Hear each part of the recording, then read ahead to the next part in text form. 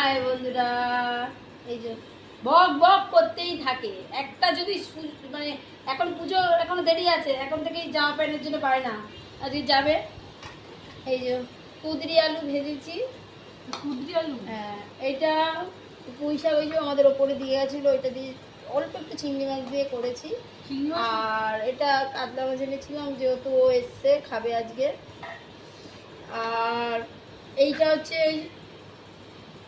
সজনা যে ডাঁটা আছে না, তার পাতাটা বেটেছি। এটা কাঁচা লঙ্কা, শুকনো লঙ্কা আর রসুন দিয়ে শাকটাকে ভালো করে তেলে ভেজে বেটেছি। তুমি না ভুল করে, এটা মাছের মাথা দিয়ে, চিংড়ি মাছ দিয়ে কেন করলি? চিংড়ি মাছ দিয়ে করেছি, মাছের মাথা দেখতে পাচ্ছি।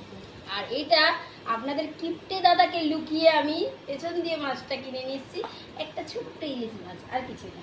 দেখ, এই আজকের রান্না। চলো বন্ধুরা, আপনাদের কেমন লাগবে আমাকে